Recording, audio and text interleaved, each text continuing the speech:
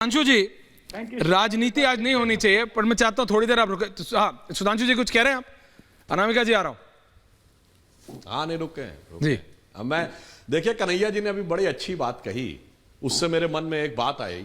उन्होंने कहा कि जब सनातन ही नहीं बचेगा तो जाति क्या रहेगी। और ये सच है। 80 साल पहले जो आज का पाकिस्तान है, बांग्लादेश है, वहां भी तो सारी जातियां थी। कहां गए वो पिछड़े और दलित? वहां के नहीं बचा तो नहीं बचे ना। इसलिए यह दर्शाता है, और यह दृश्य यह भी दर्शाता है मान्यवर, राम के काल में भी कुछ मंथरा थी जो भाइयों में लड़ाई करना चाहती थी। कृष्ण के काल में भी कोई शकुनी थे जो भाइयों में लड़ाई लड़वाना चाहते थे।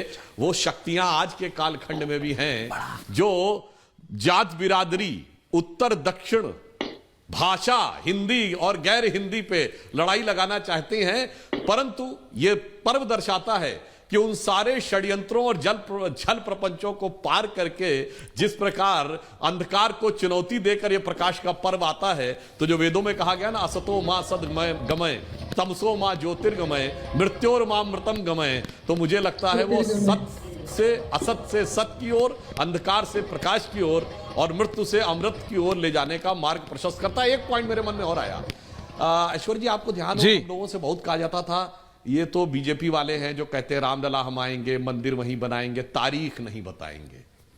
तो जनाब वो तारीख नहीं थी, काल चक्र की गति थी। और आज देखिए, जब वो काल चक्र की गति आई है तो क्या स्थिति है कि अमेरिका के व्हाइट हाउस में दीपावली ऑफिशियल फेस्टिवल में आ गया है, और जो 10 Downing street British prime minister का ऑफिशियल रेजिडेंस है, वहां ब्रिटिश प्राइम मिनिस्टर सिर्फ जनता को दिखाने के लिए दिवाली नहीं मना रहा है, जो कह रहा मैं सनातनी हिंदू हूं, मैं दिवाली मना रहा हूं। और यह दिवाली तब आई है जब 4 करोड़ लोगों को आवास मिल गया है।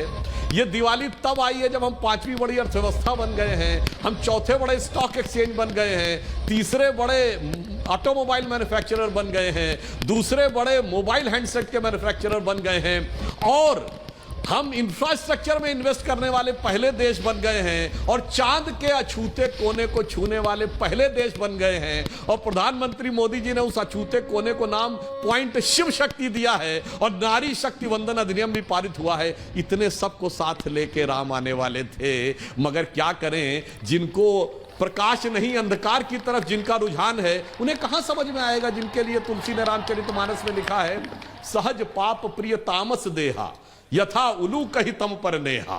यानी मैं शब्दशः नहीं कह रहा हूं किसी के प्रति, मगर यह कहा गया है कि जिनके मन की प्रवृत्ति तामसी होती है वो पाप वृत्ति की ओर वैसे ही भागते हैं जैसे उल्लू कभी प्रकाश की तरफ नहीं भागता, उसमें अंधकार की तरफ भागता है। तो बहुत से लोगों ने देखा, पर हम इस प्रकाश के पर्व को उत्साह के साथ मनाएं और नया मार्ग प्रशस्त करें, ये मैं सभी लोगों को शुभकामना देता हूं। बिल्कुल, बहुत बहुत धन्यवाद सुधांशु जी। मुझे मालूम है आपको जाना है,